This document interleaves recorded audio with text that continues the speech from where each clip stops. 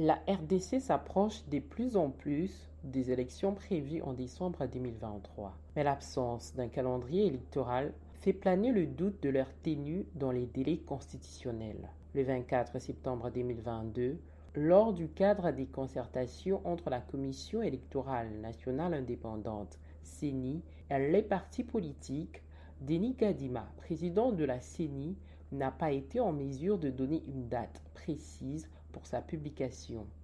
La semaine passée, le président Félix Tshisekedi, lors d'une interview avec France 24 et RFI, semblait minimiser l'importance du calendrier électoral en annonçant le calendrier, on peut les faire en dernier lieu, à la dernière minute. Le calendrier électoral est-il vraiment si moins important?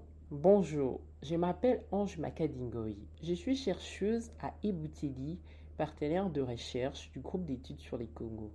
Vous écoutez le 31e épisode de la saison 2 de Ponajek, capsule audio qui donne notre point de vue sur une question d'actualité en RDC. Nous sommes le vendredi 30 septembre 2022.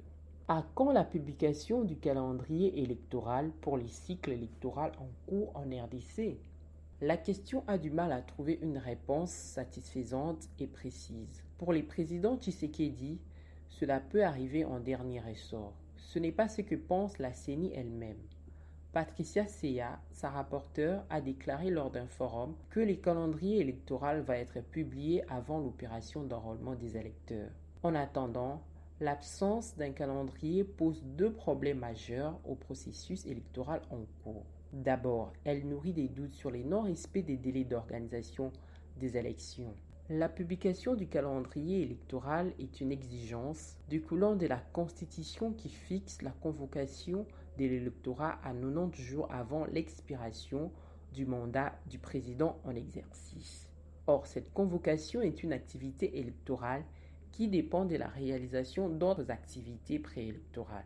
Celles-ci doivent bien figurer dans un calendrier connu de tous. Face aux critiques sur l'absence du calendrier électoral, la CENI évoque l'existence de sa feuille de route, publiée en février 2022. Mais celle-ci demeure un document non contraignant comportant des périodes générales dans lesquelles les opérations électorales devront se dérouler sans beaucoup plus de précision. La dite feuille de route peut être plutôt considérée comme une simple projection ou un document interne qui n'est pas une exigence constitutionnelle ou légale. Alors que le calendrier est un document contraignant dont le non-respect comporte une incidence sur la stabilité des institutions du pays.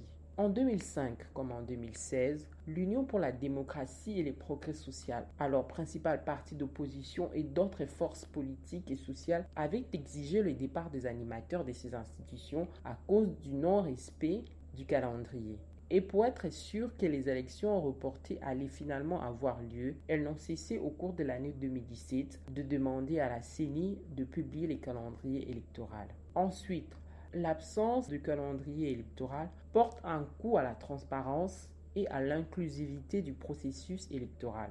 Les parties prenantes, dont les partis politiques et les groupes d'observation électorale, n'ont pas accès à l'information détaillée sur le déroulement des différentes étapes du processus électoral à 15 mois de la tenue des élections et à 3 mois du début de l'opération d'enrôlement des électeurs, telle qu'annoncée par la CENI. Avec des délais connus à l'avance, chacune des parties prenantes peut mieux préparer sa participation au processus avec exactitude sur ses besoins en termes de moyens humains, logistiques et financiers. Toutefois, avec les multiples garanties que la CENI fournit régulièrement, il est important que toutes les parties prenantes s'y tiennent prêtes à la tenue des élections au risque d'être surprises à la dernière minute avec des élections dans les délais constitutionnels.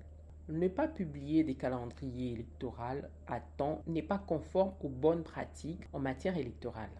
Cela ne permet pas le suivi de l'organisation des élections par les citoyens et les parties prenantes au processus. En attendant les calendriers électoraux, vous pouvez recevoir Ponajek chaque vendredi sur votre téléphone en envoyant les mots JEC ou Ebouteli au plus 243 894 110 542. À bientôt.